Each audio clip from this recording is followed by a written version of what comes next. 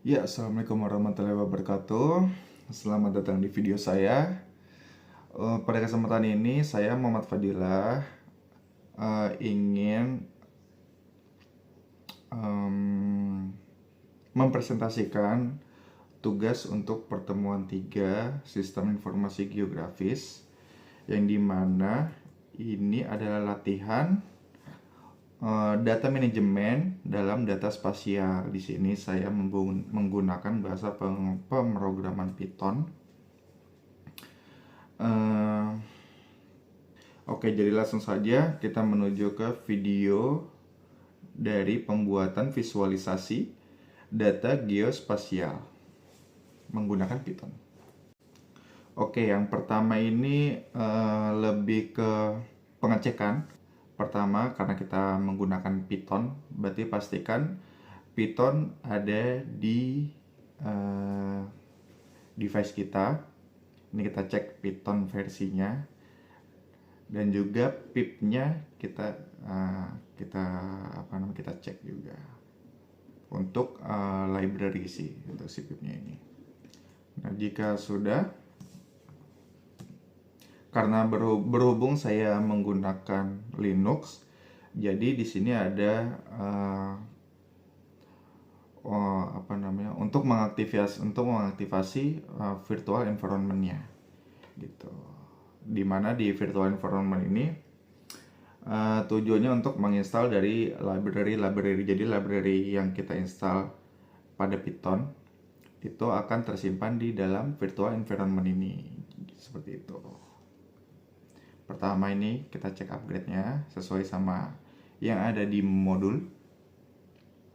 Selanjutnya ini kita install library si GeoPandas. Jadi ini saya cek satu dulu, soalnya banyak library yang harus diinstal, tapi saya cek satu dulu, GeoPandas, dan ternyata belum ada. Kalau gitu mungkin ini saya percepat. Selanjutnya soalnya ada install library dari si Rasterio, Fiona, Shapley, dan Matplotlib. Oke, jika install dari si library sudah, selanjutnya langsung kita menuju Visual Studio Code. Nah, pertama itu adalah proses pembuatan folder dari project yang akan saya bikin. Jika sudah, nah ini pertama saya dari si Visual Studio Code agar dia bisa membaca dari folder si virtual environment tadi ya. Kita langsung saja membuat projectnya. Pertama adalah ini, generate dummy. Kita langsung copy saja yang ada di modul. Nah, ini saya rapikan dulu karena mungkin beda format ya, karena saya pakai LibreOffice.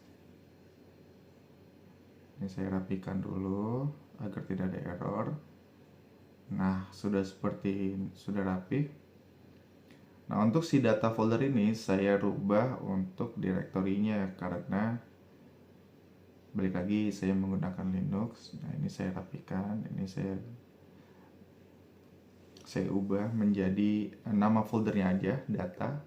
Nah, dimana si foldernya ini akan terbuat di dalam project pertemuan 3, folder pertemuan 3. Nah, kalau sudah save, sudah semua, nah, langsung kita run start debugging. Nah, Python file. Nah, di sini untuk si JSON-nya juga saya editkan dulu untuk si path dari virtual environment tadi. Jika sudah, langsung saya running lagi. Nah, oke, semuanya sudah sesuai.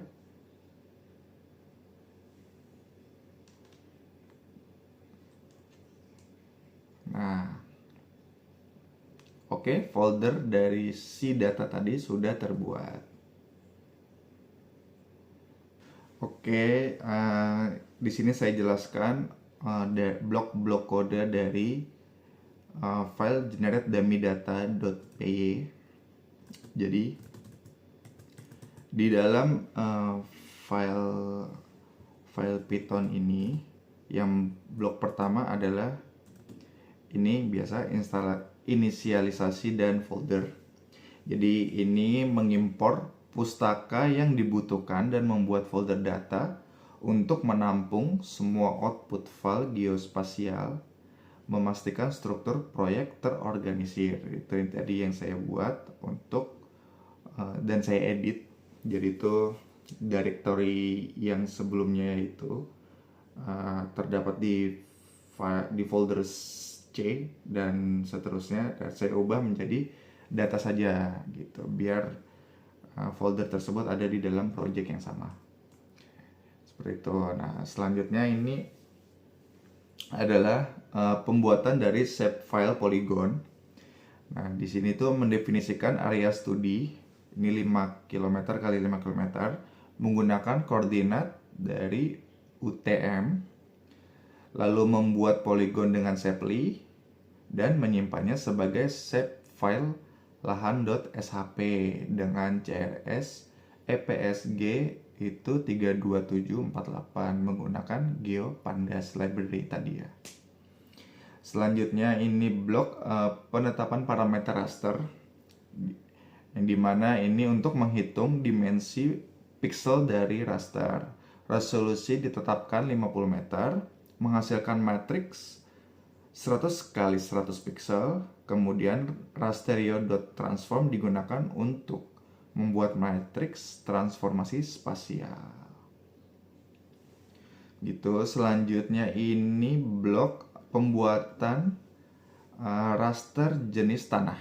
Jadi mengisi array NumPy dengan data jenis tanah dummy, nilainya itu 1 sampai 3.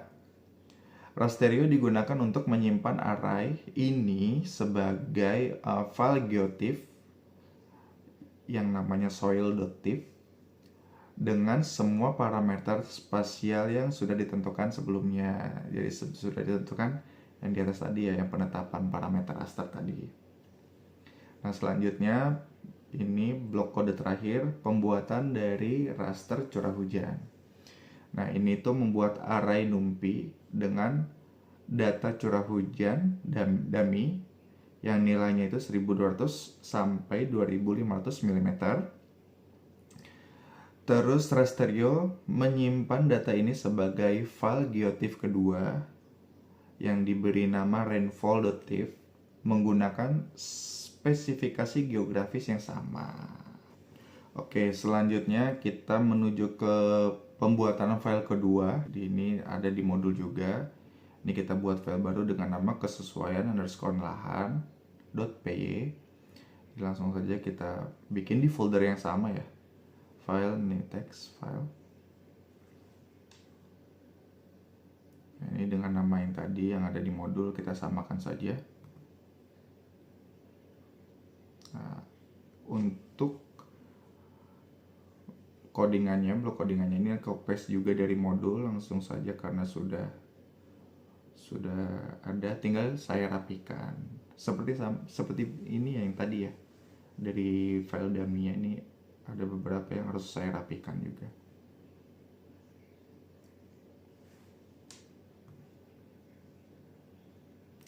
Nah, selanjutnya ini sama juga kayak sebelumnya.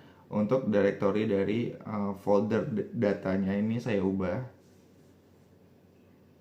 menyesuaikan sama posisi dari folder data dummy yang tadi dibuat. Seperti itu.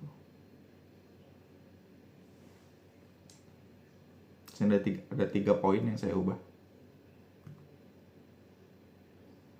Nah, selanjutnya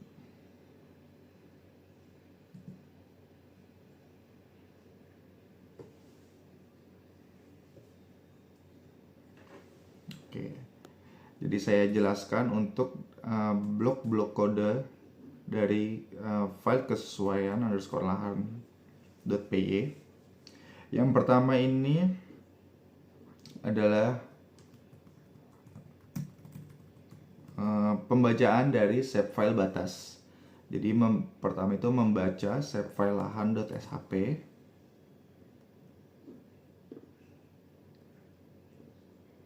dari folder data yang tadi saya buat, yaitu batas area studi menggunakan GeoPandas. Lalu geometri poligon dari shape file dikonversi ke format GeoJSON mapping yang diperlukan untuk operasi clipping rasterio.mas. Jadi itu blok pertama. Lanjut blok kedua ini pembacaan raster sumber. Jadi membuat koneksi atau membuka file geotiff yang namanya soil.tiff, yaitu jenis tanah, dan rainfall.tiff, curah hujannya, menggunakan rasterio. Jadi mempersiapkannya untuk diakses dan diolah. Jadi yang saya buat selanjutnya ini fungsi clip raster atau masking. Ini mendefinisikan fungsi clip underscore raster yang memotong data raster atau SRC agar hanya mencakup area batas lahan atau GeoMS. Lalu data hasil clipping diubah ke tipe float dan nilai no data dikonversi menjadi none untuk memudahkan perhitungan dan menghindari yang namanya error. Lalu ini blok klasifikasi kesesuaian tanah. Ini melakukan reklasifikasi nilai pixel pada data tanah, spoil data, menjadi 3 tingkat kesesuaian lahan. Jadi S1 itu 3, S2 2, S3 itu 1. Menggunakan operasi NumPy berdasarkan kriteria yang ditentukan. Lalu blok selanjutnya ini klasifikasi kesesuaian curah hujan. Jadi ini melakukan reklasifikasi data curah hujan atau rain data menjadi 3 tingkat kesesuaian juga, sama seperti sebelumnya, S1 3, S2 2, S3 1, berdasarkan rentang ambang data curah hujan. Misal lebih dari 2000 mm adalah S1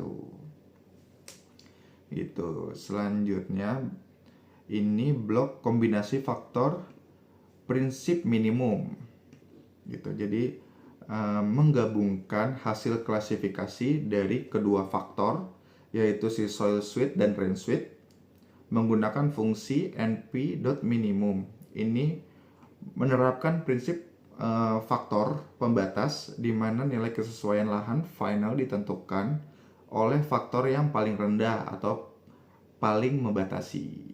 Seperti itu. Dan yang terakhir ini visualisasi peta hasil. Ini menampilkan array hasil kesesuaian lahan final shoot sebagai peta menggunakan matplotlib. Jadi ya grafik dilengkapi dengan judul dan color bar yang jelas seperti itu. Jadi kita langsung running saja. Sebelumnya untuk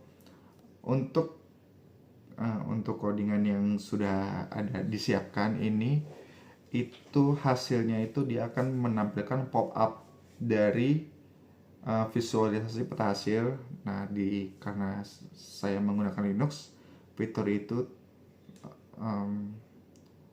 belum saya siapkan. Jadi saya akan mengubah dari show ini ya, yang dimana tidak akan memunculkan pop up dari si image peta tersebut, tapi saya akan membuat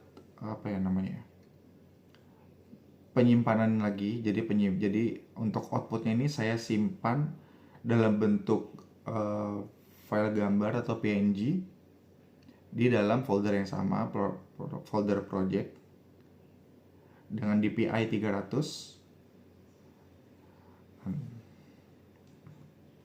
Nah, ini langsung PLT close. Nah, hasilnya sudah ada di dalam folder sesuai dengan nama yang tadi saya buat, dan ini adalah hasilnya. Oke, jadi hasilnya itu merupakan peta kesesuaian lahan untuk padi.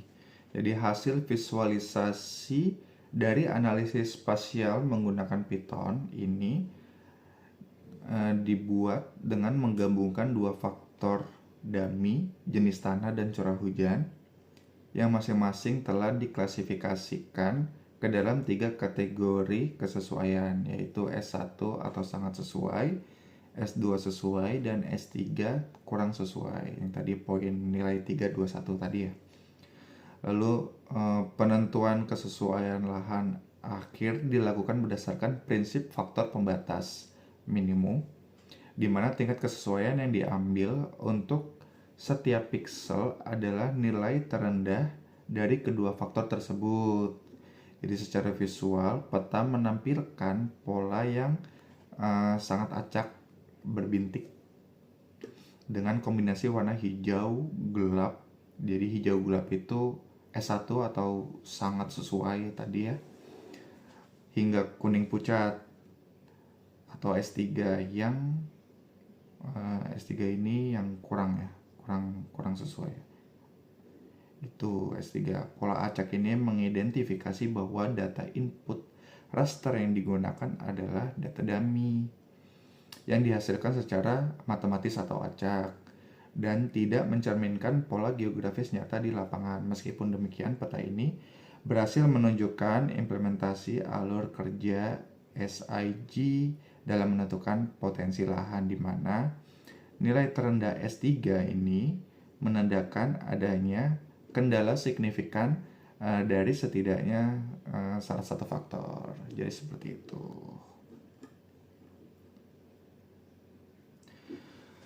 Oke, paling sekian video untuk project hari ini, pertemuan ini. Saya ucapkan terima kasih sudah melihat videonya, dan mohon maaf kalau misalkan ada salah-salah kata. Saya akhiri. Assalamualaikum warahmatullahi wabarakatuh. Makasih.